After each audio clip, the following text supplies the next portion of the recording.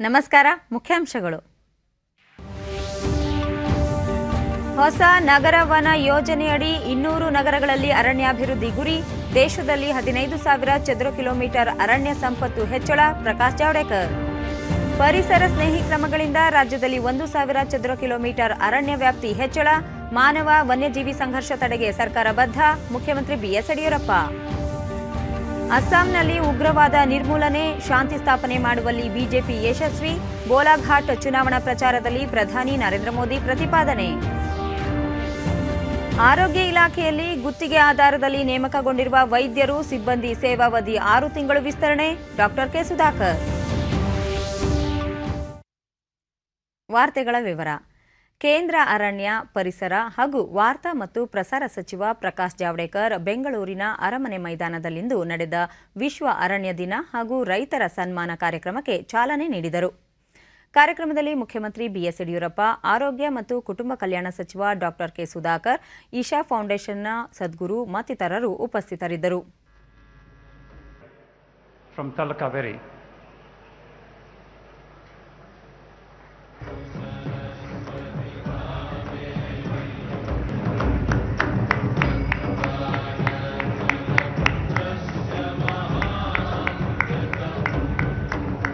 But beyond gardens, there has to be a city forest. ಬಳಿಕ ಪ್ರಕಾಶ್ ಜಾವಡೇಕರ್ ಮಾತನಾಡಿ, ಜನರು ಉತ್ತಮ ರೀತಿಯಲ್ಲಿ ಭೌತಿಕ ಪ್ರಗತಿ ಸಾಧಿಸುವ ನಿಟ್ಟಿನಲ್ಲಿ ಸರ್ಕಾರ ಕ್ರಮ ಕೈಗೊಳ್ಳಲಿದೆ. ಸದ್ಗುರು ಅಂತಹ ನಾಯಕರು ಏಕೆ ಹಾಗೂ ಹೇಗೆ ಜೀವನ ನಡೆಸಿಕೊಡಬೇಕು ಎಂಬುದನ್ನು ಜನರಿಗೆ ತಿಳಿಸಿಕೊಡುತ್ತಿದ್ದಾರೆ ಎಂದರು. ವಿಶ್ವ ಅರಣ್ಯ ದಿನವಾದ ಇಂದು ನಾನು ಜಗತ್ತಿನ ಅತ್ಯುತ್ತಮ ನಗರಿ ಮತ್ತು ಹಸಿರು ನಗರ ಬೆಂಗಳೂರಿನಲ್ಲಿದ್ದೇನೆ. ಇಲ್ಲಿ ಪ್ರತಿ ಸಾರಿ ವಾಸ್ತವ್ಯ ಹೂಡಿದಾಗಲೂ ಕಬ್ಬನ್ ಪಾರ್ಕ್ಗೆ ವಾಯು ವಿಹಾರಕ್ಕೆ ಹೋಗುತ್ತೇನೆ. ಆಗ ನನಗೆ ಅನಿಸುವುದು ನಗರಗಳಲ್ಲಿ ಉದ್ಯಾನವನಗಳು ಮಾತ್ರವಲ್ಲ, ಅರಣ್ಯ ಕೂಡ ಇರುವುದು ಅತ್ಯಗತ್ಯ ಎಂದು. ಅದಕ್ಕಾಗಿ ಕೇಂದ್ರ ಸರ್ಕಾರ 200 ನಗರಗಳಲ್ಲಿ ನವ ವನ ಸೃಷ್ಟಿ ಯೋಜನೆಯನ್ನು ಕೈಗೆತ್ತಿಕೊಂಡಿದ್ದು ಈಗಾಗಲೇ 27 ನಗರಗಳಿಗೆ ಅನುಮೋದನೆ ನೀಡಲಾಗಿದೆ. ಇನ್ನುಳಿದ 172 ನಗರಗಳಲ್ಲೂ ವನಗಳನ್ನು ನಿರ್ಮಿಸಲಾಗುವುದು ಎಂದು ಪ್ರಕಾಶ್ ಜಾವಡೇಕರ್ ಹೇಳಿದರು. ಅರಣ್ಯ ಹಾಗೂ ವನ್ಯಜೀವಿ ಸಂಪತ್ತು ನಮ್ಮ ಸಂಸ್ಕೃತಿಯ ಭಾಗವಾಗಿದೆ. ಕರ್ನಾಟಕದಲ್ಲಿ ಗರಿಷ್ಠ ಪ್ರಮಾಣದ ಅರಣ್ಯ ವ್ಯಾಪ್ತಿ ಹೆಚ್ಚಾಗಿದೆ. ದೇಶದಲ್ಲಿ ಕಳೆದ 7 ವರ್ಷಗಳಲ್ಲಿ 15,000 ಚದುರ ಕಿಲೋಮೀಟರ್ ಅರಣ್ಯ ವ್ಯಾಪ್ತಿ ಹೆಚ್ಚಳವಾಗಿದೆ. ವಿಶ್ವದ ಒಟ್ಟು ಭೂಪ್ರದೇಶದಲ್ಲಿ 2.7% ಭಾರತ ಹೊಂದಿದ್ದು ಜಗತ್ತಿನ 16% ಜನಸಂಖ್ಯೆ ಇಲ್ಲಿ ನೆಲೆಸಿದೆ. ಎಲ್ಲ ಜನ ಹಾಗೂ ಜಾನುವಾರುಗಳಿಗೆ ನೀರಿನ ಮೂಲ ನಮ್ಮ ಅರಣ್ಯವಾಗಿದೆ ಎಂದು ಅವರು ಹೇಳಿದರು. And 16% of the world's cattle population also. Both require land, water and all other natural resources. So there is pressure. And unfortunately we have only 4% of fresh rainwater resources. ಇದಕ್ಕೂ ಮುನ್ನ ಮಾತನಾಡಿದ ಮುಖ್ಯಮಂತ್ರಿ ಬಿಎಸ್ ಯಡಿಯೂರಪ್ಪ, ಸಸ್ಯ ಸಂಪತ್ತು ಆಗರವಾದ ನಮ್ಮ ಅರಣ್ಯ ಸಂರಕ್ಷಣೆಗೆ ಹೆಚ್ಚಿನ ಮಹತ್ವ ಪಡೆದುಕೊಂಡಿದೆ. ಅರಣ್ಯ ವ್ಯಾಪ್ತಿ ಹೆಚ್ಚಳಕ್ಕೆ ಸಹಕರಿಸುತ್ತಿರುವ ಎಲ್ಲ ಅರಣ್ಯ ಸಿಬ್ಬಂದಿಗೆ ಅಭಿನಂದನೆಗಳು. ಸಮೃದ್ಧವಾಗಿರುವ ಅರಣ್ಯ ಸಂರಕ್ಷಣೆ ಮತ್ತು ಪೋಷಣೆ ನಮ್ಮ ಆದ್ಯತೆಯಾಗಿದೆ.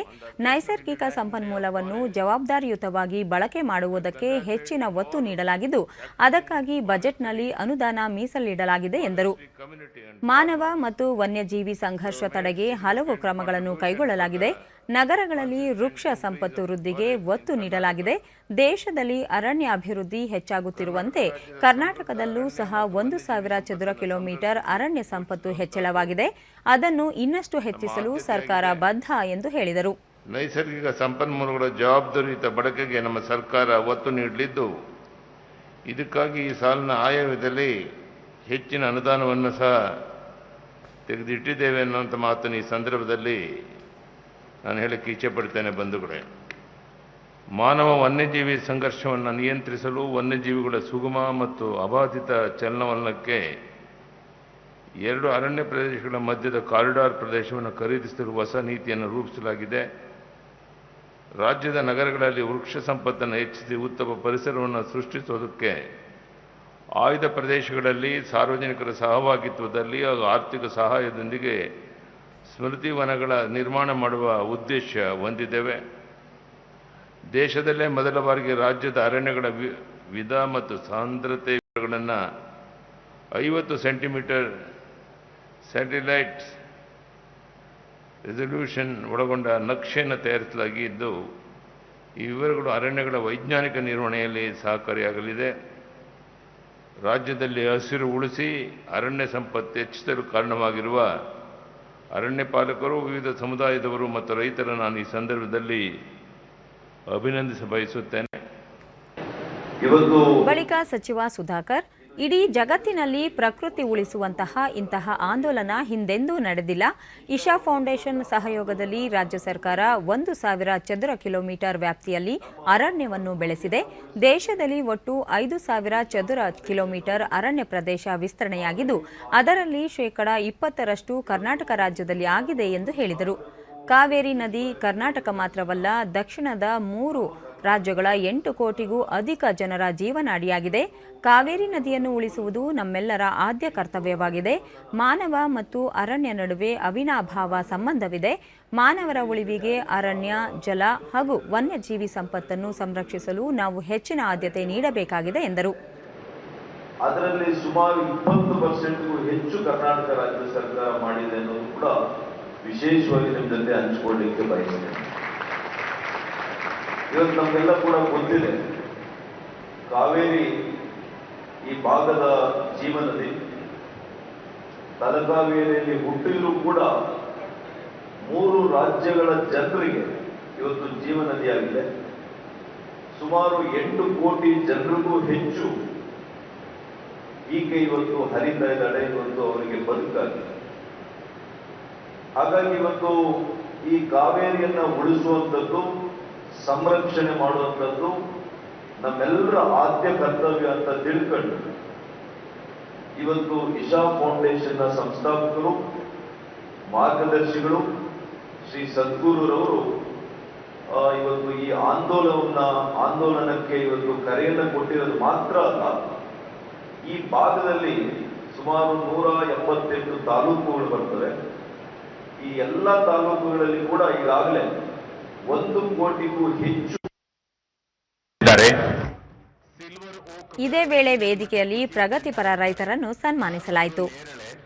1000 ಸೀತಾಫಲ, 400 ಮಾವು ಮೊದಲ ವರ್ಷದಲ್ಲಿ ಕೃಷಿಕರಿಗೆ ಮಾಹಿತಿ ಒದಗಿಸಲಿಕ್ಕೆ ಗುರುವರಿಂದ ಈ ಶ್ರೀಗಂಧದ ಸದ್ಗುರು ನಗರಗಳ ಆರೋಗ್ಯ ರಕ್ಷಣೆಯಲ್ಲಿ ಅರಣ್ಯ, ಉದ್ಯಾನವನಗಳ ಪಾತ್ರ ಮಹತ್ವ ಕುರಿತು ವಿವರಿಸಿದರು.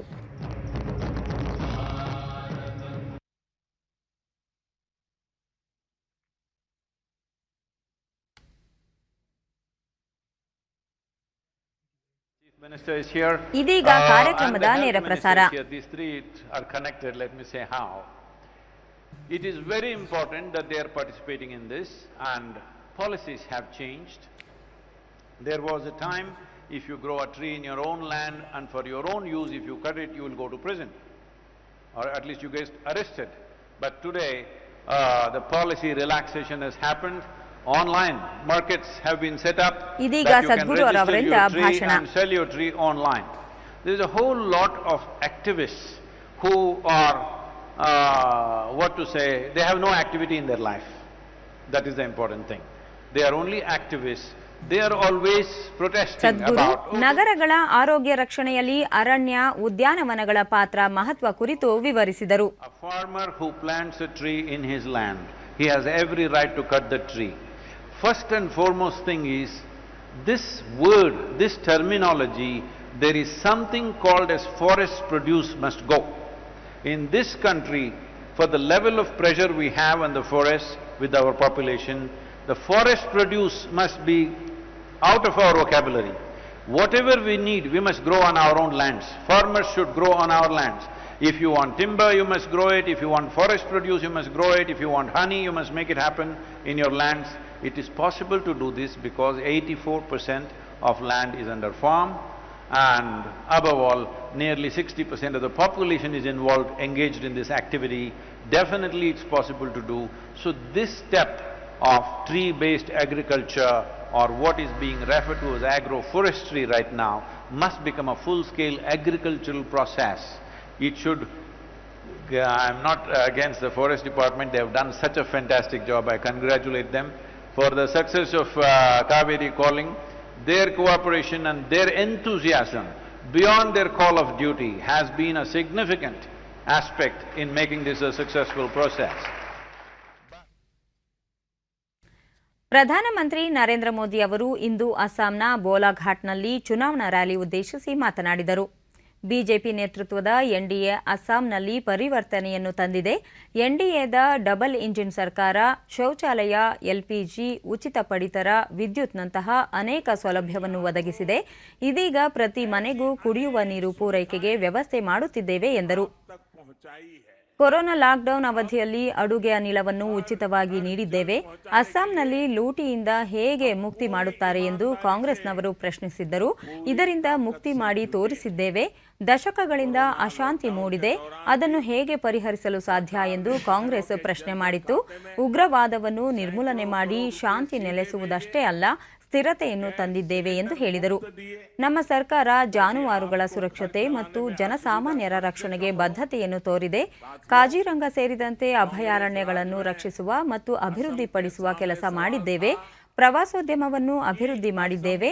ಇಲ್ಲಿನ ಭಾಷೆ, ಸಂಸ್ಕೃತಿ, ವೇಷಭೂಷಣ ಹೀಗೆ ಎಲ್ಲ ಸಾಂಸ್ಕೃತಿಕ ಕ್ಷೇತ್ರದಲ್ಲಿ ಅಸ್ಸಾಂ ಶ್ರೀಮಂತವಾಗಿದೆ. ಇದನ್ನು ಉಳಿಸಿ ಬೆಳೆಸಲು ನಮ್ಮ ಎನ್ಡಿಎ ಸರ್ಕಾರ ಬದ್ಧತೆಯನ್ನು ತೋರಿದೆ ಎಂದು ಹೇಳಿದರು. हर असमिया के मुंह से निकलता था। एनडीए के सेवा काल में आज असम पूरे सामर्थ्य के साथ नई बुलंदियां छूने के लिए आगे बढ़ रहा है। कांग्रेस राज में सवाल था कि ब्रह्मपुत्र के दोनों किनारों के बीच आपस में कनेक्टिविटी कैसे बढ़े। एनडीए के सेवा काल में ब्रह्मपुत्र पर आधुनिक पुल बन रहे हैं, पुराने अधूरे पुलों को पूरा किया जा रहा है। कांग्रेस के राज में सवाल था कि दशकों से अशांत चल रहे असम में कभी शांति आएगी क्या, आएगी या नहीं आएगी। एनडीए के सेवा काल में आज असम में शांति स्थापित हुई है और स्थिरता भी आई है। कांग्रेस के राज में एक और सवाल था कि असम और देश की शान, यहां राइनो को कांग्रेस द्वारा पाले पोसे शिकारी गिरोहों से कैसे बचाया जाएगा, मुझे बताइए। ರಾಷ್ಟ್ರಪತಿ ರಾಮನಾಥ್ ಕೋವಿಂದ್ ಅವರು ಇಂದು ಒಡಿಶಾದ ರೂರ್ಕೆಲಾದಲ್ಲಿರುವ ಎನ್ಐಟಿ 18ನೇ ಘಟಿಕೋತ್ಸವವನ್ನು ಉದ್ಘಾಟಿಸಿದರು. ಬಳಿಕ ಅವರು ವಿದ್ಯಾಭ್ಯಾಸದ ನಂತರ ದೇಶದ ಉನ್ನತಿಗಾಗಿ ಬಡವರು, ದುರ್ಬಲರು ಮತ್ತು ಮಹಿಳೆಯರ ಶ್ರೇಯೋಭಿವೃದ್ಧಿಗೆ ಪೂರಕವಾದ ಕೆಲಸಗಳಲ್ಲಿ ತೊಡಗಿಕೊಳ್ಳಬೇಕು ಎಂದು ವಿದ್ಯಾರ್ಥಿಗಳಿಗೆ ಕಿವಿಮಾತು ಹೇಳಿದರು. ಈ ದಿಸೆಯಲ್ಲಿ ರಾಷ್ಟ್ರಪಿತ ಮಹಾತ್ಮ ಗಾಂಧೀಜಿಯವರ ತತ್ವಾದರ್ಶಗಳನ್ನು ಪಾಲಿಸಬೇಕು ಎಂದು ಕರೆ ನೀಡಿದ ಅವರು, ಪದವಿ ಪಡೆಯುವುದು ಜೀವನದ ಅತ್ಯಂತ ಮಹತ್ವದ ಘಟ್ಟವಾಗಿರುತ್ತದೆ. ಇಲ್ಲಿ ಪದವಿ ಗಳಿಸಿರುವ ನೀವು ವಿಶ್ವಕ್ಕೆ ಕೊಡುಗೆ ನೀಡಲು ಕಾತರರಾಗಿದ್ದೀರಿ. ದೇಶದ ನಿರ್ಮಾಣದ ಬಹುದೊಡ್ಡ ಜವಾಬ್ದಾರಿ ನಿಮ್ಮ ಮೇಲಿದೆ ಎಂದರು. ವಿದ್ಯಾಭ್ಯಾಸದ ಮೂಲಕ ಸಮಾಜದಿಂದ ನೀವು ಗಳಿಸಿರುವುದನ್ನು ಸಮಾಜಕ್ಕೆ ವಾಪಸ್ ನೀಡುವ ನಿಟ್ಟಿನಲ್ಲಿ ಉತ್ಪಾದಕತೆ ಹೆಚ್ಚಳ, ದೇಶದ ಅಭಿವೃದ್ಧಿಗೆ ಪೂರಕವಾದ ಸಂಶೋಧನೆಗಳು, ಪರಿಹಾರಗಳನ್ನು ಕಂಡುಕೊಳ್ಳುವತ್ತ ಗಮನ ಹರಿಸಬೇಕು ಎಂದು ವಿದ್ಯಾರ್ಥಿಗಳಿಗೆ ಕರೆ ನೀಡಿದರು. ಜೀವನದಲ್ಲಿ ಪ್ರತಿಯೊಬ್ಬರೂ ಉತ್ತಮ ನಾಗರಿಕರಾಗಬೇಕೆಂದು ಬಯಸುತ್ತಾರೆ. ದೇಶದ ಅಭಿವೃದ್ಧಿಗೆ ಕೊಡುಗೆ ನೀಡಿದಾಗ ಉತ್ತಮ ನಾಗರಿಕರಾಗಲು ಸಾಧ್ಯ ಎಂದು ಅಭಿಪ್ರಾಯಪಟ್ಟರು. ನಿಮ್ಮ ಜೀವನವನ್ನು ರೂಪಿಸಿಕೊಳ್ಳುವ ಮಹತ್ವದ ಹಂತವನ್ನು ತಲುಪಿದ್ದೀರಿ. ಇಂತಹ ಜೀವನವನ್ನು ರೂಪಿಸಿಕೊಳ್ಳುವ ದಿಸೆಯಲ್ಲಿ ನೀವು ಉತ್ತಮವಾದ ಮೌಲ್ಯ ಮತ್ತು ತತ್ವಗಳನ್ನು ಪಾಲಿಸಬೇಕಾದ ಅಗತ್ಯವಿದೆ. ಕಾರ್ಪೊರೇಟ್ ಸಂಸ್ಥೆಗಳಂತೆ ವಿಶ್ವವಿದ್ಯಾಲಯಗಳು ಕೂಡ ಸಾಮಾಜಿಕ ಹೊಣೆಗಾರಿಕೆ ವಹಿಸಿಕೊಳ್ಳುವ ಅಗತ್ಯವಿದೆ ಎಂದು ಅವರು ಕರೆ ನೀಡಿದ್ದಾರೆ. ನಾಳೆ ರಾಷ್ಟ್ರಪತಿ ಅವರು ಕೋನಾರ್ಕ್ ಭೇಟಿ ನೀಡಲಿದ್ದು, ಅಲ್ಲಿ ಅತ್ಯಾಧುನಿಕವಾಗಿ ನಿರ್ಮಿಸಿರುವ ಭಾರತ ತೈಲ ಫೌಂಡೇಶನ್ನ ಕೇಂದ್ರಕ್ಕೆ ಭೇಟಿ ಮಾಡಲಿದ್ದಾರೆ. And aspirations on the one hand, and uncertainties and apprehensions on the other. This is also the time to make major life decisions. Starting a new job, pursuing your dreams, supporting your family, or starting a new one. While doing all this, I urge you all to introspect. What are the values and principles you stand for? What is the kind of career you want to pursue? By far the most important point of introspection is what kind of person you want to become. I am sure everyone wants to be a good citizen, a citizen who always keeps the interest of the country uppermost in his mind. I would corona ಸೋಂಕು ಪ್ರಕರಣಗಳ ಹಿನ್ನೆಲೆಯಲ್ಲಿ ಸಮರ್ಪಕವಾಗಿ ವೈದ್ಯಕೀಯ ಸೇವೆಗಳನ್ನು ಒದಗಿಸಲು ತಾತ್ಕಾಲಿಕವಾಗಿ ಗುತ್ತಿಗೆ ಆಧಾರದಲ್ಲಿ ನೇಮಕ ಮಾಡಿಕೊಳ್ಳಲಾಗಿದ್ದ ವೈದ್ಯರು ಮತ್ತು ಸಿಬ್ಬಂದಿ ಸೇವೆಯನ್ನು ಸರ್ಕಾರ ಮತ್ತೆ 6 ತಿಂಗಳು ವಿಸ್ತರಣೆ ಮಾಡಿದೆ. ಈ ಕುರಿತು ಟ್ವೀಟ್ನಲ್ಲಿ ಮಾಹಿತಿ ನೀಡಿರುವ ಆರೋಗ್ಯ ಮತ್ತು ಕುಟುಂಬ ಕಲ್ಯಾಣ ಸಚಿವ ಡಾ ಕೆ ಸುಧಾಕರ್ 2021ರ ಏಪ್ರಿಲ್ 1ರಿಂದ ಅನ್ವಯವಾಗುವಂತೆ 6 ತಿಂಗಳ ಅವಧಿಗೆ ಸೇವೆಯನ್ನು ವಿಸ್ತರಣೆ ಮಾಡಲಾಗಿದೆ ಎಂದು ತಿಳಿಸಿದ್ದಾರೆ.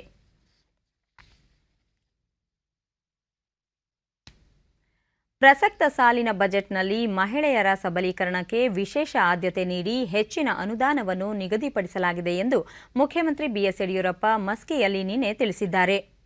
ಬಿಜೆಪಿ ಕಾರ್ಯಕರ್ತರ ಸಮಾವೇಶದಲ್ಲಿ ಮಾತನಾಡಿದ ಅವರು, ಮಹಿಳೆಯರು ಗುಡಿ ಕೈಗಾರಿಕೆಯಲ್ಲಿ ತಯಾರಿಸುವ ಉತ್ಪನ್ನಗಳಿಗೆ ಸೂಕ್ತ ಬೆಲೆ ಹಾಗೂ ಮಾರುಕಟ್ಟೆ ವ್ಯವಸ್ಥೆ ಮಾಡಿಕೊಡುವುದರ ಜೊತೆಗೆ 4% ಬಡ್ಡಿ ದರದಲ್ಲಿ 2 ಕೋಟಿ ರೂಪಾಯಿವರೆಗೂ ಸಾಲ ನೀಡಲಾಗುತ್ತಿದೆ. ಅಲ್ಲದೆ ಯುವಕರಿಗೂ ಸಹ ಕೈಗಾರಿಕೆ ಸ್ಥಾಪನೆಗೆ ಸಾಲ ಸೌಲಭ್ಯ ಒದಗಿಸುವ ಮೂಲಕ ಅವರೂ ಸಹ ಸ್ವಾಭಿಮಾನದ ಬದುಕು ಸಾಗಿಸಬೇಕು ಎಂಬುದು ಪ್ರಧಾನಿ ನರೇಂದ್ರ ಮೋದಿ ಅವರ ಅಪೇಕ್ಷೆಯಾಗಿದೆ ಎಂದರು. ಭಾರತ ಆರ್ಥಿಕವಾಗಿ ಸದೃಢಗೊಳಿಸುವ ಮೂಲಕ ವಿಶ್ವದ ಗಮನ ಸೆಳೆದಿದೆ. ದೇಶದ ಎಲ್ಲ ಸಮುದಾಯದವರನ್ನು ಒಂದು ಎಂದು ಭಾವಿಸಿರುವ ಬಿಜೆಪಿ ಎಲ್ಲ ವರ್ಗದವರ ಸಮಗ್ರ ಏಳಿಗೆಗೆ ಶ್ರಮಿಸುತ್ತಿದೆ ಎಂದರು. ಪಕ್ಷದ ಅಭ್ಯರ್ಥಿಗೆ ಈ ಬಾರಿ ಹೆಚ್ಚಿನ ಮತಗಳನ್ನು ನೀಡಿ ಗೆಲ್ಲಿಸಬೇಕು ಎಂದು ಯಡಿಯೂರಪ್ಪ ಮತದಾರರಲ್ಲಿ ಮನವಿ ಮಾಡಿದರು. ಬಿಜೆಪಿ ಕಾರ್ಯಕರ್ತರ ಬೃಹತ್ ಸಮಾವೇಶದಲ್ಲಿ ಬಿಜೆಪಿ ರಾಜ್ಯಾಧ್ಯಕ್ಷ ನಳಿನ್ ಕುಮಾರ್ ಕಟೀಲು, ಉಪಮುಖ್ಯಮಂತ್ರಿ ಲಕ್ಷ್ಮಣ ಸವದಿ, ಸಚಿವರಾದ ಶ್ರೀರಾಮುಲು, ಕೆಎಸ್ ಈಶ್ವರಪ್ಪ, ನಾಯಕ ಬಿವೈ ವಿಜಯೇಂದ್ರ ಹಾಗೂ ಸ್ಥಳೀಯ ಶಾಸಕರು, ಪಕ್ಷದ ಮುಖಂಡರು ಮತ್ತಿತರರು ಭಾಗವಹಿಸಿದ್ದರು. ಮಸ್ಕಿ ನಾಲಾ ಯೋಜನೆ ಬಲದಂಡೆ ಮತ್ತು ಎಡದಂಡೆ ಮುಖ್ಯ ಕಾಲುವೆ ಮತ್ತು ವಿತರಣಾ ಕಾಲುವೆಗಳ ಆಧುನೀಕರಣ ಕಾಮಗಾರಿಗೆ ಆಡಳಿತಾತ್ಮಕ ಅನುಮೋದನೆ ನೀಡಲಾಗಿದೆ. ಹಿಂದುಳಿದ ಈ ಪ್ರದೇಶಕ್ಕೆ ಶಿಕ್ಷಣಕ್ಕೆ ಒತ್ತು ನೀಡುವ ದೃಷ್ಟಿಯಿಂದ ಆಲಾಪುರ ಘಟ್ಟದಲ್ಲಿ ಡಾಕ್ಟರ್ ಬಿಆರ್ ಅಂಬೇಡ್ಕರ್ ಅವರ ಬಾಲಕಿಯ ವಸತಿ ಶಾಲೆ ನಿರ್ಮಾಣಕ್ಕೆ 22 ಲಕ್ಷ ಕೊಟ್ಟಿದ್ದೇನೆ. ಕುಮಲೂಟಿಯಲ್ಲಿರುವ ಮೊರಾರ್ಜಿ ದೇಸಾಯಿ ವಸತಿ ಶಾಲೆಯಲ್ಲಿ ಪದವಿ ಪೂರ್ವ ಕಾಲೇಜಿಗಾಗಿ ಮೇಲ್ದರ್ಜೆ ಕೆಲಸಕ್ಕೆ 9.65 ಕೋಟಿ ಕೊಟ್ಟಿದ್ದೇನೆ. 10 ಕೋಟಿ ವೆಚ್ಚದಲ್ಲಿ ರಾಯಚೂರು ತಾಲೂಕು ಯಲಗೇರ ಮೊರಾರ್ಜಿ ದೇಸಾಯಿ ವಸತಿ ಶಾಲೆ ಕಟ್ಟಡ ನಿರ್ಮಾಣಕ್ಕೆ ಹಣ ಕೊಟ್ಟಿದ್ದೇನೆ. ಮಸ್ಕಿ ಪುರಸಭೆ ನೂತನ ಕಟ್ಟಡಕ್ಕೆ 2 ಕೋಟಿ ರೂಪಾಯಿ ಕೊಟ್ಟಿದ್ದೇನೆ. ರಾಜ್ಯದಲ್ಲಿ ಏನೇನು ಕೆಲಸ ಕಾರ್ಯಗಳಾಗಬೇಕಾಗಿದೆ ಅದಕ್ಕೆ ಹೆಚ್ಚಿನ ಒತ್ತು ನಾನು ಕೊಡ್ತೇನೆ. ತಮಗೆ ಗೊತ್ತಿದೆ, ಸಿಎಂ ಕಿಸಾನ್ ಯೋಜನೆಯಲ್ಲಿ ರೈತರಿಗೆ ಕೇಂದ್ರ ಸರ್ಕಾರ 2003 ಕಂತುಗಳಲ್ಲಿ 6,000 ಕೊಟ್ಟರೆ ಆಡಳಿತದಲ್ಲಿ ಭ್ರಷ್ಟಾಚಾರ ರಹಿತ ವಾತಾವರಣ ನಿರ್ಮಾಣ ಮತ್ತು ಪಾರದರ್ಶಕತೆ ಉತ್ತೇಜನದಲ್ಲಿ ಡಿಜಿಟಲ್ ತಂತ್ರಜ್ಞಾನ ವೇದಿಕೆಗಳು ಅತ್ಯಂತ ಪ್ರಮುಖ ಪಾತ್ರ ವಹಿಸುತ್ತಿವೆ ಎಂದು ಕೇಂದ್ರ ವಾರ್ತಾ ಮತ್ತು ಪ್ರಸಾರ ಖಾತೆ ಸಚಿವ ಪ್ರಕಾಶ್ ಜಾವಡೇಕರ್ ಹೇಳಿದ್ದಾರೆ. ಮುಂಬೈನಲ್ಲಿ ಕಳೆದ ರಾತ್ರಿ ಖಾಸಗಿ ವಾಹಿನಿ ಆಯೋಜಿಸಿದ್ದ ಡಿಜಿಟಲ್ ಮಾಧ್ಯಮ ಶೃಂಗಸಭೆಯಲ್ಲಿ ಮಾತನಾಡಿದ ಅವರು, ಓವರ್ ದ ಟಾಪ್ OTTಗೆ ಹೊಸ ಮಾರ್ಗಸೂಚಿಗಳನ್ನು ಹೊರಡಿಸಲಾಗಿದ್ದು, ಆ ಮೂಲಕ ಹಲವು ಡಿಜಿಟಲ್ ವೇದಿಕೆಗಳಿಗೆ ಒಂದೇ ವೇದಿಕೆಯನ್ನು ಒದಗಿಸಿಕೊಡಲು ಸರ್ಕಾರ ಪ್ರಯತ್ನಿಸಿದೆ ಎಂದರು. OTT ಮಾರ್ಗಸೂಚಿಗಳ ಮೂಲಕ ವಿದ್ಯುನ್ಮಾನ, ಮುದ್ರಣ ಅಥವಾ ಡಿಜಿಟಲ್ ಮಾಧ್ಯಮ ವೇದಿಕೆಗಳಲ್ಲಿ ಪಾರದರ್ಶಕತೆಯನ್ನು ತರಲು ಪ್ರಯತ್ನಿಸಲಾಗುತ್ತಿದೆ. ಇದರ ಉದ್ದೇಶ OTT ವೇದಿಕೆಗಳನ್ನು ನಿಯಂತ್ರಿಸುವುದಲ್ಲ, ಬದಲಿಗೆ ಸ್ವಯಂ ನಿರ್ಬಂಧಕ್ಕೆ ನ್ಯಾಯಯುತ ಪೂರಕ ನೆರವು ನೀಡುವುದಾಗಿದೆ ಎಂದು ಅವರು ಹೇಳಿದರು. ಕೋವಿಡ್-19 ಸಾಂಕ್ರಾಮಿಕದ ಸಮಯದಲ್ಲಿ ಡಿಜಿಟಲ್ ಮಾಧ್ಯಮ ಹೇಗೆ ಕಾರ್ಯನಿರ್ವಹಿಸಿತು ಎಂಬ ಕುರಿತು ಮಾತನಾಡಿದ ಅವರು, ಸುಮಾರು 50ಕ್ಕೂ ಅಧಿಕ ಸಚಿವ ಸಂಪುಟ ಸಭೆಗಳು ವರ್ಚುವಲ್ ಮೂಲಕ ನಡೆದವು. ನಿರ್ಧಾರಗಳನ್ನು ಕೈಗೊಳ್ಳುವುದರಲ್ಲಿ ಯಾವುದೇ ವಿಳಂಬವಾಗಲಿಲ್ಲ. ಕೇಂದ್ರ ಸರ್ಕಾರದ ನಾನಾ ಕಲ್ಯಾಣ ಕಾರ್ಯಕ್ರಮಗಳಡಿ 35 ಕೋಟಿಗೂ ಅಧಿಕ ಜನರಿಗೆ ನೇರ ನಗದು ವರ್ಗಾವಣೆ ಮೂಲಕ 13 ಲಕ್ಷ ಕೋಟಿ ರೂಪಾಯಿಗಳನ್ನು ವರ್ಗಾವಣೆ ಮಾಡಲಾಗಿದೆ. 12.30 ಕೋಟಿ ರೈತರ ಬ್ಯಾಂಕ್ ಖಾತೆಗೆ ಹಣ ವರ್ಗಾವಣೆಯಾಗಿದೆ ಎಂದು ಪ್ರಕಾಶ್ ಜಾವಡೇಕರ್ ಹೇಳಿದರು. ಕಂದಾಯ ಇಲಾಖೆ ಸೇವೆಗಳನ್ನು ಯಾವುದೇ ಅಡೆತಡೆಯಿಲ್ಲದೆ ಜನರಿಗೆ ಸುಲಭವಾಗಿ ದೊರಕಬೇಕು ಎಂಬ ಉದ್ದೇಶದಿಂದ ಜಾರಿಗೊಳಿಸಿರುವ ಜಿಲ್ಲಾಧಿಕಾರಿಗಳ ನಡೆ ಹಳ್ಳಿಯ ಕಡೆ ಕಾರ್ಯಕ್ರಮ ಯಶಸ್ವಿಯಾಗುತ್ತಿದೆ ಎಂದು ಕಂದಾಯ ಸಚಿವ ಆರ್ ಅಶೋಕ ನಿನ್ನೆ ಹುಬ್ಬಳ್ಳಿಯಲ್ಲಿ ತಿಳಿಸಿದ್ದಾರೆ. ಕಳೆದ ರಾತ್ರಿ ಚಬ್ಬಿ ಗ್ರಾಮದಲ್ಲಿ ವಾಸ್ತವ್ಯಕ್ಕಾಗಿ ಆಗಮಿಸಿದ ಸಚಿವರಿಗೆ ಸ್ಥಳೀಯ ಜನಪದ ಕಲಾ ತಂಡಗಳು ಹಾಗೂ ಮಹಿಳೆಯರು ಕಳಸ ಹೊತ್ತು ಸ್ವಾಗತ ಕೋರಿದರು. ಈ ವೇಳೆ ವಿಧಾನ ಪರಿಷತ್ ಸದಸ್ಯ ಪ್ರದೀಪ ಶೆಟ್ಟರ್, ರಾಜ್ಯ ಕೃಷಿ ಉತ್ಪನ್ನಗಳ ಸಂಸ್ಕರಣೆ ಹಾಗೂ ರಫ್ತು ನಿಗಮದ ಅಧ್ಯಕ್ಷ ಸಿದ್ದನಗೌಡ ಈಶ್ವರಗೌಡ ಚಿಕ್ಕನಗೌಡ್ರ, ಜಿಲ್ಲಾಧಿಕಾರಿ ನಿತೇಶ್ ಪಾಟೀಲ್, ಉಪವಿಭಾಗಾಧಿಕಾರಿ ಗೋಪಾಲಕೃಷ್ಣ, ಜಿಲ್ಲಾ ಆರೋಗ್ಯಾಧಿಕಾರಿ ಡಾ ಯಶವಂತ ಮದೀನ್ಕರ್ ಮತ್ತಿತರರು ಉಪಸ್ಥಿತರಿದ್ದರು.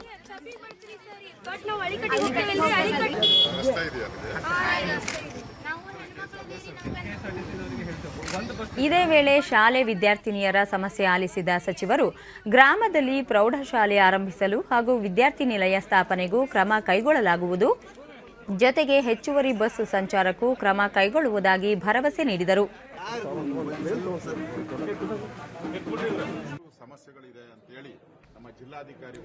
ಗ್ರಾಮಸ್ಥರ ಅಹವಾಲು ಆಲಿಸಿದ ಸಚಿವರು ದಿವ್ಯಾಂಗರಿಗೆ ಸಲಕರಣೆಗಳನ್ನು ವಿತರಣೆ ಮಾಡಿದರು. ಬಳಿಕ ಸಚಿವ ಆರ್ ಅಶೋಕ, ಈ ಬಾರಿ ಗ್ರಾಮ ವಾಸ್ತವ್ಯಕ್ಕಾಗಿ ಹುಬ್ಬಳ್ಳಿಯ ಚಬ್ಬಿ ಗ್ರಾಮವನ್ನು ಆಯ್ಕೆ ಮಾಡಲಾಗಿದೆ. ಇದು ನನ್ನ 2ನೇ ಗ್ರಾಮ ವಾಸ್ತವ್ಯ. ಕೋವಿಡ್ನಿಂದಾಗಿ ಅಗತ್ಯ ಮುನ್ನೆಚ್ಚರಿಕಾ ಕಾರ್ಯಕ್ರಮಗಳನ್ನು ಕೈಗೊಂಡಿದ್ದು ಯಾವುದೇ ತೊಂದರೆ ಇಲ್ಲ. ಮುಂದಿನ 6ರಿಂದ 7 ತಿಂಗಳೊಳಗಾಗಿ ಎಲ್ಲರಿಗೂ ಲಸಿಕೆ ದೊರೆಯಲಿದೆ ಎಂದರು. ಜನರು ಕಳೆದ 30 ವರ್ಷಗಳಿಂದ ತಮ್ಮ ಕೆಲಸ ಕಾರ್ಯಗಳಿಗಾಗಿ ಸರ್ಕಾರಿ ಕಚೇರಿಗಳಿಗೆ ಅಲೆಯುತ್ತಿದ್ದಾರೆ. ಈ ರೀತಿ ಜನ ಸರ್ಕಾರಿ ಕಚೇರಿ ಮುಂದೆ ಕೈಕಟ್ಟಿ ನಿಲ್ಲಬಾರದು. ಸರ್ಕಾರಿ ಸೇವೆಗಳು ಜನರ ಬಾಗಿಲಿಗೆ ತಲುಪಬೇಕು ಎಂಬ ಉದ್ದೇಶದಿಂದ ಈ ಕಾರ್ಯಕ್ರಮ ಜಾರಿಗೆ ತರಲಾಗಿದೆ ಎಂದು ತಿಳಿಸಿದರು. ಬಹಳ ಪ್ರಮುಖವಾಗಿರ್ತಕ್ಕಂಥದ್ದು ಅಧಿಕಾರಿ ವರ್ಗದವರು, ಜಿಲ್ಲಾಧಿಕಾರಿ ಇರ್ಬೋದು, ಜೆಸಿ ಇರ್ಬೋದು, ತಹಸೀಲ್ದಾರ್ ಇರ್ಬೋದು, ಎಲ್ಲರೂ ಕೂಡ ಜನರ ಸೇವಕರು. ವಿದ್ಯಾರ್ಥಿನಿ ಅಕ್ಷತಾ ರವಿ ಉಲ್ಲಂಬಿಗಿ, ಹೆಚ್ಚುವರಿ ಬಸ್ ಸಂಚಾರಕ್ಕೆ ಕ್ರಮ, ಪ್ರೌಢಶಾಲೆ ವಿದ್ಯಾರ್ಥಿ ನಿಲಯ ಸ್ಥಾಪನೆಗೆ ಸಚಿವರು ಸಮ್ಮತಿಸಿದ್ದು ಸಂತಸ ತಂದಿದೆ ಎಂದರು. ಡೈಲಿ ನಡ್ಕೊಂತ ಹೋಗ್ಯಾರಿ, ಬರುದು 2 ಬಸ್ ಬರ್ತಾವ್ರಿ, ಮುಂಜಾಲಿಂದ ಒಂದ್ ಸಂಜೆ ಒಂದು. ಅವ್ 2 ಬಸ್ನಾಗ್ರಿ ಮುಂಜಾಲೆ ಒಂದ್ 60 ಮಂದಿ ಹಿಡ್ಕೊಂಡು ಹೋಗತ್ರಿ, ಬರೋ ಮುಂದೆ 60 ಮಂದಿ. ನಾವು ಹೋಗುದು ಇಲ್ಲಿಂದ 200ರಿಂದ 300 ಮಂದಿ ಹೋಗ್ಯಾರಿ. ಅಲ್ಲಿಂದ ಮತ್ತೆ ಹೊಳ್ಳಿ 150-200 ಮಂದಿ ನಡ್ಕೊಂತ ಹೋಗ್ಯಾರಿ. ಡೈಲಿ ಮುಂಜಾಲೆ ನಡ್ಕೊಂತ ಹೋಗೋದ್ರಿಂದ ನಮ್ಗೆ 2 ಕ್ಲಾಸ್ ತಪ್ತಾವ್ರಿ. 2 ಕ್ಲಾಸ್ ಮತ್ತೆ ಹೇಳಾಕ್ನೂ ಆಗಂಗಿಲ್ಲ ಸರ್ಸ್ಗೆ. ಅದರಿಂದ ನಮ್ಗೊಂದು ಹೈಸ್ಕೂಲ್ ಮಾಡ್ಕೊಡ್ಬೇಕಂತ ಹೇಳಿ ನಾವು ಸಚಿವರಲ್ಲಿ ಮನವಿ. ನೌಕರರ ಭವಿಷ್ಯ ನಿಧಿ ಸಂಸ್ಥೆ 2021ರ ಜನವರಿ ತಿಂಗಳಲ್ಲಿ ಹೊಸದಾಗಿ 13.36 ಲಕ್ಷ ವಂತಿಗೆದಾರರನ್ನು ತನ್ನ ವ್ಯಾಪ್ತಿಗೆ ಸೇರ್ಪಡೆ ಮಾಡಿಕೊಂಡಿದೆ. ಕಾರ್ಮಿಕ ಮತ್ತು ಔದ್ಯೋಗಿಕ ಸಚಿವಾಲಯ ಬಿಡುಗಡೆ ಮಾಡಿರುವ ಇಪಿಎಫ್ಒ ಜನವರಿ ತಿಂಗಳಲ್ಲಿ ವಂತಿಗೆದಾರರ ಜಾಲ ವಿಸ್ತರಣೆಯಾಗಿದೆ ಎಂದು ತಿಳಿಸಿದೆ. ಒಟ್ಟಾರೆ ಪ್ರಸಕ್ತ ಹಣಕಾಸು ವರ್ಷದಲ್ಲಿ ಕೋವಿಡ್ ಸಾಂಕ್ರಾಮಿಕದ ನಡುವೆಯೂ ಇಪಿಎಫ್ಒ 62.49 ಲಕ್ಷ ವಂತಿಗೆದಾರರನ್ನು ಸೇರ್ಪಡೆ ಮಾಡಿಕೊಂಡಿದೆ. ಇದು ಶೇಕಡಾ 24ರಷ್ಟು ಪ್ರಗತಿ ಸಾಧಿಸಿದಂತಾಗಿದೆ. ಮಹಾರಾಷ್ಟ್ರ, ಹರಿಯಾಣ, ಗುಜರಾತ್, ತಮಿಳುನಾಡು ಮತ್ತು ಕರ್ನಾಟಕದಲ್ಲಿ ಹೆಚ್ಚಿನ ವಂತಿಗೆದಾರರು ಸೇರ್ಪಡೆಯಾಗಿದ್ದಾರೆ. ಈ ವಂತಿಗೆದಾರರಲ್ಲಿ ಎಲ್ಲ ವರ್ಗದ ವಯೋಮಾನದವರು ಇದ್ದಾರೆ ಎಂದು ಅಂಕಿಅಂಶಗಳಿಂದ ತಿಳಿದುಬಂದಿದೆ.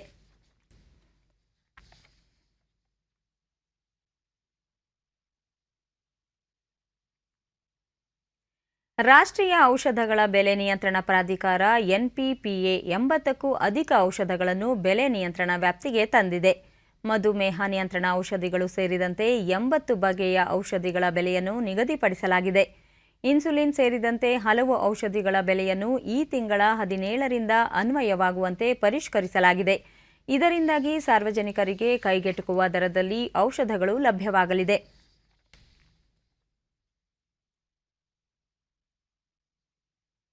ದೇಶದಲ್ಲಿ ಹೆಚ್ಚುತ್ತಿರುವ ಕೋವಿಡ್-19 ಸೋಂಕು ಪ್ರಕರಣಗಳನ್ನು ತಡೆಗಟ್ಟಲು ಸುರಕ್ಷಿತ ನಿಯಮಗಳನ್ನು ಕಠಿಣ ರೀತಿಯಲ್ಲಿ ಜಾರಿಗೊಳಿಸಲು ಕ್ರಮ ಕೈಗೊಳ್ಳಬೇಕು. ಜನರು ಕೋವಿಡ್-19 ಸೂಕ್ತ ನಡವಳಿಕೆಯನ್ನು ಪಾಲನೆ ಮಾಡುವಂತೆ ಉತ್ತೇಜಿಸಬೇಕು ಎಂದು ಕೇಂದ್ರ ಗೃಹ ಸಚಿವಾಲಯ ಎಲ್ಲ ರಾಜ್ಯಗಳು ಮತ್ತು ಕೇಂದ್ರಾಡಳಿತ ಪ್ರದೇಶಗಳಿಗೆ ನಿರ್ದೇಶನ ನೀಡಿದೆ. ಈ ಕುರಿತಂತೆ ಕೇಂದ್ರ ಗೃಹ ಕಾರ್ಯದರ್ಶಿ ಅಜಯ್ ಭಲ್ಲಾ ಎಲ್ಲ ರಾಜ್ಯಗಳ ಮತ್ತು ಕೇಂದ್ರಾಡಳಿತ ಪ್ರದೇಶಗಳ ಮುಖ್ಯ ಕಾರ್ಯದರ್ಶಿಗಳಿಗೆ ಪತ್ರ ಬರೆದಿದ್ದಾರೆ.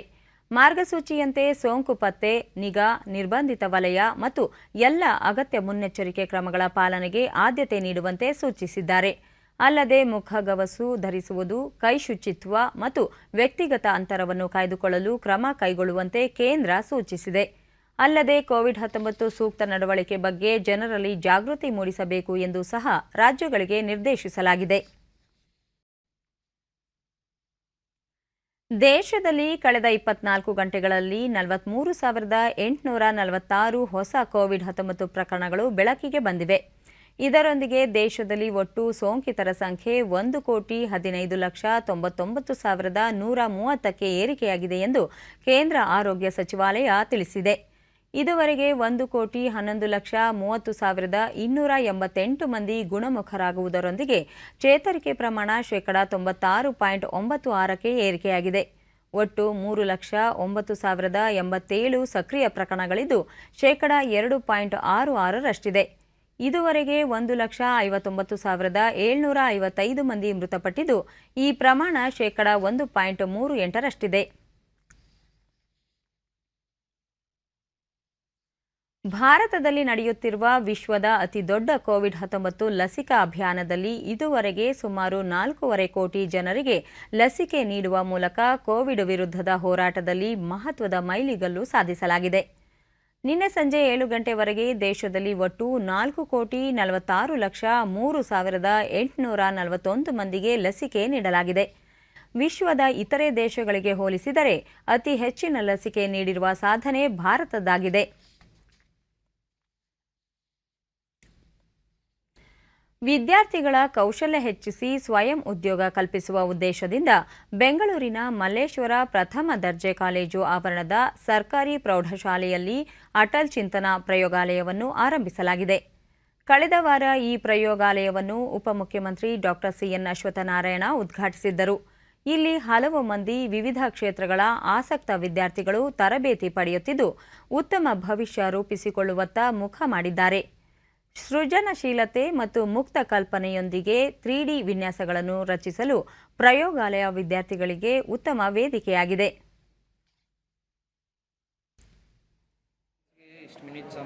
ಶ್ರೀಕೋಡ್ ಅನ್ನುವಂಥದ್ದು ಹೆಣ್ಣು ಮಕ್ಕಳಿಗೆ ಶಿಕ್ಷಕಿ ಮೈತ್ರಾ, ನೀತಿ ಆಯೋಗ, ಅಟಲ್ ಇನೋವೇಷನ್ ಮಿಷನ್ ಹಾಗೂ ಡೆಲ್ ಟೆಕ್ನಾಲಜೀಸ್ ಸಹಯೋಗದಲ್ಲಿ ಪ್ರಯೋಗಾಲಯ ಆರಂಭಿಸಲಾಗಿದೆ.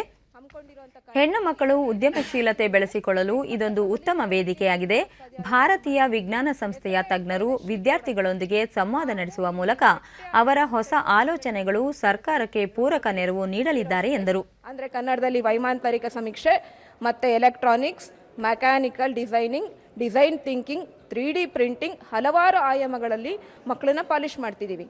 ಮಕ್ಕಳು ಯಾವಾಗ ಬೇಕಾದರೂ ಇಲ್ಲಿ ಬರ್ಬೋದು. ಏನೆಲ್ಲ ಮಾಡೋಕ್ಕೆ ಸಾಧ್ಯ ಅವರಿಗೆ ಫ್ರೀ ಹ್ಯಾಂಡ್ಸ್ ಕೊಡ್ತೀವಿ. ಅವರು ಅದನ್ನು ಪ್ರಾಜೆಕ್ಟ್ ರೂಪದಲ್ಲಿ ಪ್ರೆಸೆಂಟ್ ಮಾಡ್ತಾರೆ. ವಿದ್ಯಾರ್ಥಿನಿಯರಾದ ಕವನ ಮತ್ತು ಸ್ನೇಹ ಪ್ರಯೋಗಾಲಯದಲ್ಲಿ ಗೊಂಬೆ ತಯಾರಿಕೆ, ಟೈಲರಿಂಗ್, ಕಸೂತಿ ಕಲೆ ಕಲಿಯುತ್ತಿದ್ದೇವೆ. ಭವಿಷ್ಯದಲ್ಲಿ ಯಾರನ್ನು ಅವಲಂಬಿಸದೆ ಸ್ವಯಂ ಉದ್ಯೋಗ ಮಾಡಲು ಇದು ಸಹಕಾರಿಯಾಗಲಿದೆ ಎಂದು ತಿಳಿಸಿದರು. ಟೈಲರಿಂಗ್, ಎಂಬ್ರಾಯ್ಡ್ರೀಸ್ ಇವೆಲ್ಲ ಕಲಿತೀವಿ. ಇದೆಲ್ಲ ನಮಗೆ ಫ್ಯೂಚರಲ್ಲಿ ಇದೆಲ್ಲ ನಮಗೆ ಹೆಲ್ಪ್ ಆಗುತ್ತೆ. ನಾವು ಯಾರ ಮೇಲೂ ಡಿಪೆಂಡ್ ಆಗಿರೋದು ಬೇಕಾಗಿರಲ್ಲ. ಫ್ಯೂಚರಲ್ಲಿ ಇದೆಲ್ಲ ಹೆಲ್ಪ್ ಆಗುತ್ತೆ. ನಾವು ಒಂದು ಓನ್ ಕಂಪ್ನಿ ಕ್ರಿಯೇಟ್ ಮಾಡ್ಬೋದು ಮತ್ತು ಬೇರೆಯವ್ರ ಮನಸ್ಸಿಗೂ ಹೆಲ್ಪ್ ಮಾಡ್ಬೋದು. ನಾವು ಅಟಲ್ ಲ್ಯಾಬಲ್ಲಿ ವಿದ್ಯಾರ್ಥಿ ಯತಿ ಕಿರಣ್ ಪ್ರಯೋಗಾಲಯದಲ್ಲಿ ಸಿ ಪ್ರೋಗ್ರಾಮಿಂಗ್, ಲೆಗೋ, ಎಲೆಕ್ಟ್ರಾನಿಕ್ಸ್ ಬಗ್ಗೆ ಕಲಿಯುತ್ತಿದ್ದೇವೆ. ಕಲಿಕೆಗೆ ಉತ್ತಮ ವಾತಾವರಣ ಇಲ್ಲಿದೆ ಎಂದರು. 3 ವರ್ಷದಿಂದ ಇದ್ದೀವಿ ಸರ್. ಹಾಂ ಸರ್, ನಾವು 5:30 ತನಕ 6 ಗಂಟೆ ತನಕ ಇರ್ತೀವಿ ಅಷ್ಟೇ. ಆಮೇಲೆ ನಾವು ಹೋಗ್ಬಿಡ್ತೀವಿ. ಸ್ಕೂಲ್ ಬಿಟ್ಟು ನಾವು ಬರ್ತೀವಿ ಇಲ್ಲಿ. ಆಮೇಲೆ ಡೈಲಿ ಕಲಿತೀವಿ. ಶನಿವಾರ ಫಸ್ಟ್ ಸಲ ಅವರು ಟಾಟಾ ಇನ್ಸ್ಟಿಟ್ಯೂಟಿಂದ ಬರ್ತಿದ್ರು ನಮಗೆ ಸಿ ಪ್ರೋಗ್ರಾಮ್ ಹೇಳ್ಕೊಡೋಕ್ಕೆ. ಅವರಿಂದ ನಾವು ಸಿ ಪ್ರೋಗ್ರಾಮ್ ಕಲ್ತೀವಿ ಸರ್. ಆಮೇಲೆ ಲೆಗೋ ಈ ಟೀಚರ್ಸ್ ಎಲ್ಲ ಹೇಳ್ಕೊಡ್ತಾರೆ ನಮಗೆ. ನಾನು ಈ ವರ್ಷ ಬಂದಿರ್ತೀವಿ ಸ್ಕೂಲ್ಗೆ. ಮತ್ತೋರ್ವ ವಿದ್ಯಾರ್ಥಿ ಭುವನೇಶ್ ಬೇರೆ ಬೇರೆ ತಾಂತ್ರಿಕತೆ ಕುರಿತು ಜ್ಞಾನ ಸಂಪಾದನೆಗೆ ಇದು ಸೂಕ್ತ ಸ್ಥಳ, ಹೊಸ ಪ್ರಯೋಗಗಳಿಗೆ ಉತ್ತಮ ವೇದಿಕೆಯಾಗಿದೆ ಎಂದು ಸಂತಸ ವ್ಯಕ್ತಪಡಿಸಿದರು.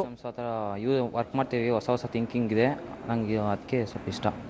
ಇಲ್ಲಿ 8th ಬಂದಿದ್ದೆ. ಅವಾಗ ನಾವು ಫಸ್ಟ್ ವಿದ್ಯಾರ್ಥಿ ಅಮಿತ್ ಪ್ರವೀಣ್ ತರಬೇತಿಗೆ ಬಂದ ಮೇಲೆ ರೋಬೋಟಿಕ್ಸ್ ಬಗ್ಗೆ ತುಂಬಾ ಆಸಕ್ತಿ ಬೆಳೆಯಿತು. ಮುಂದೆ ಇಂಜಿನಿಯರ್ ಆಗಬೇಕೆಂಬ ಆಸೆ ಇದೆ ಎಂದು ಹೇಳಿದರು. ಮಾಡ್ಬೋದು ಅಂತ ಅವಾಗ ನಾವು ದಿನಾಗಲೂ ಬಂದು ನಾವೇ ಟ್ರೈ ಮಾಡ್ತಿದ್ವಿ, ಏನೋ ಬೇರೆ ಬೇರೆ ಮಾಡೋದು. ಅವಾಗ ನಮ್ಗೆ ಇನ್ನೂ ಇಂಟ್ರೆಸ್ಟ್ ಆಯಿತಾ. ಅಂದರೆ ನೆಕ್ಸ್ಟ್ ಓದ್ತೀವಿ ಅಂತ ನೋಡಿದ್ವಿ. ಇಂಜಿನಿಯರಿಂಗ್ ಗೊತ್ತೈತೆ, ರೋಬೋಟಿಕ್ಸ್, ಎಲೆಕ್ಟ್ರಾನಿಕ್ಸ್ ಎಲ್ಲ ಕಲಿಬೋದು ಅಂತ. ಇಲ್ಲಿಂದ ಕಲ್ತಿದ್ದೆ ನಾನು. ನೆಕ್ಸ್ಟ್ ಇಂಜಿನಿಯರ್ ಆಗಕ್ಕಂತ ನೋಡ್ತಿದ್ದೀನಿ ಸರ್.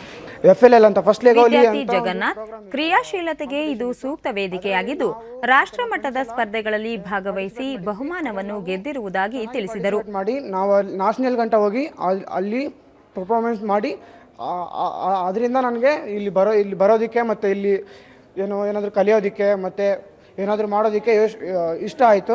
ನಮಗೆ ಇಂಜಿನಿಯರ್ ಲೆವೆಲ್ವರೆಗೂ ಥಿಂಕ್ ಮಾಡೋ ಅಂಥ ಎಲ್ಲ ಇದು ಫೆಸಿಲಿಟೀಸು ಇಲ್ಲಿ ಸಿಗುತ್ತೆ.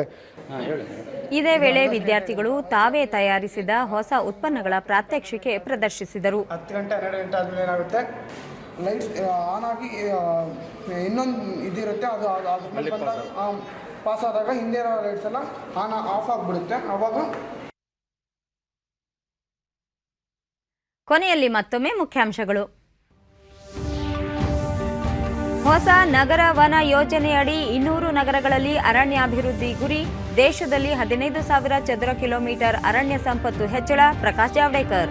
ಪರಿಸರ ಸ್ನೇಹಿ ಕ್ರಮಗಳಿಂದ ರಾಜ್ಯದಲ್ಲಿ 1,000 ಚದರ ಕಿಲೋಮೀಟರ್ ಅರಣ್ಯ ವ್ಯಾಪ್ತಿ ಹೆಚ್ಚಳ. ಮಾನವ ವನ್ಯಜೀವಿ ಸಂಘರ್ಷ ತಡೆಗೆ ಸರ್ಕಾರ ಬದ್ಧ. ಮುಖ್ಯಮಂತ್ರಿ BS ಯಡಿಯೂರಪ್ಪ.